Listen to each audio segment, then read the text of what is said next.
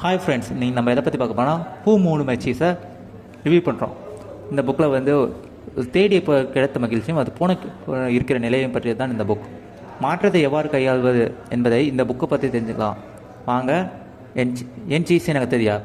மொத்தம் 4 கேரக்டர் இருக்குங்க. ஸ்புட்னிக், ஸ்குவாரி என்ற சுண்டலிகள், ஹெம் ஹே என்ற மனிதர்களும். இவங்க எல்லாமே ஒவ்வொரு நாளும் இவங்க உணவுக்காக புதிர்கட்டத்தில் விடுவாங்க. அவங்கவுங்க புதிய தாழ்வரவங்க போய் சீஸை தேடுவாங்க. சீஸ் இல்லைன்னா மீண்டும் வேறு இடத்துல போய் தேடுவாங்க. எலிகள் அவங்களோட மூக்கை பயன்படுத்தும், மனிதர்கள் அனுபவத்தை பயன்படுத்துவாங்க. ஒவ்வொரு நாளும் உடைகளிலும் காலணிகளையும் அணிந்து கொண்டு சீஸை தேடுவாங்க. இறுதியில் சி என்ற ஸ்டேஷன் சீஸ் நிறைந்ததாக இருந்தது. தினமும் அவங்க போய் சாப்பிட்டு வந்தார்கள். மனிதர்கள் மகிழ்ச்சியாக இருந்தார்கள். ஹெம்மும் ஹேவும் அவங்களோட வீட்டையே வந்து அந்த சி ஸ்டேஷனுக்கு பக்கத்தில் வாங்கிட்டாங்க. தினமும் லேட்டாக அங்கே எழுந்திரிச்சு அந்த ஸ்டேஷனுக்கு போய் சாப்பிட ஆரம்பித்தாங்க. அவங்கள தன்னை சுற்றி என்ன ஒரு நாள் அந்த சீஸ் முடிந்து விட்டது. அனைவரும் மறந்தினார்கள். வேறு புதிய சீஸ் ஸ்டேஷனை அறையலாம் என்று எலிகள் சிந்தித்தன. அதன்படியே வேறு புதிய சீஸ் நிலத்துக்கு தேட ஓடின. ஹே அழைத்தான், வா போகலாம். ஆனால் ஹெம் மறுத்தான்.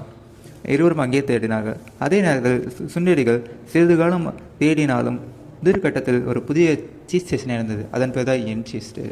அங்கே சீஸ் எல்லாம் இனிப்பாகவும் மிகவும் அற்புதமான சுவையும் கொண்டதாக இருந்தது.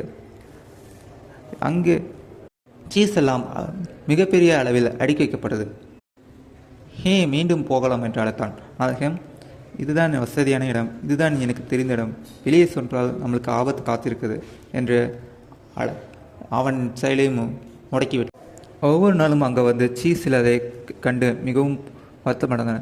புலம்பவும் ஆரம்பித்தார்கள். ஒரு நாள் சுத்திலையும் ஒளியும் கொண்டு சுவற்றை குடைய ஆரம்பித்தார்கள். ஹே அவனோட தொலைந்து போன காலையை தேட ஆரம்பித்தான்.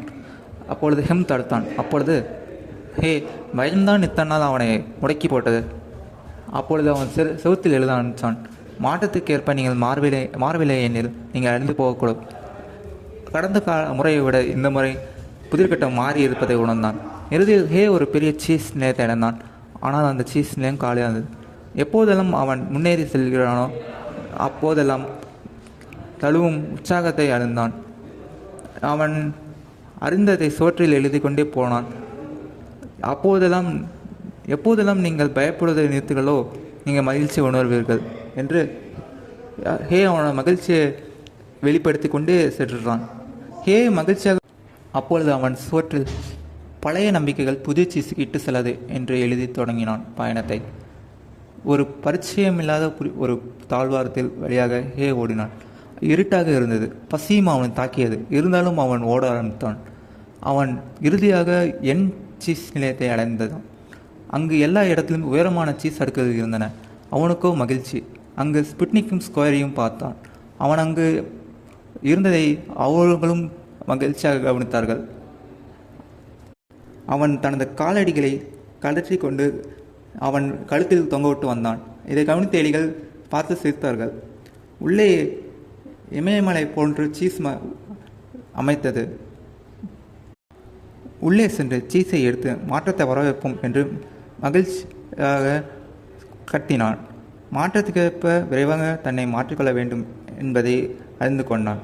பொதுவாக தேவையற்ற பயம்தான் நம்மளை செயல்படாமல் தடுத்து விடுகிறது. இறுதியாக சீஸோடு சேர்ந்து நகர்ந்து அதை சுவைத்து மகிழுங்கள் என்று சுவற்றில் இருந்தான். அவனோட பழைய நண்பனான ஹெம்மை நினைத்து மிகவும் வருந்தினான். அவன் மாற்றத்துக்கு ஏற்ப மாறாதனால் அங்கேயே தங்கிவிட்டான். இதேபோல் மனிதர்களும் தங்கள் வாழ்க்கையை மாற்றத்துக்கு எப்போ மாற வேண்டும் என்ற கருத்துடன் கதையை முடிக்கிறார். இந்த வீடியோ பிடிச்சினா லைக் பண்ணுங்கள், ஷேர் பண்ணுங்கள், சப்ஸ்கிரைப் பண்ணுங்கள். மேலும் அடுத்த வீடியோஸில் நிறைய புக்ஸ் வீடியோஸ் பார்க்கலாம். தேங்க்யூ.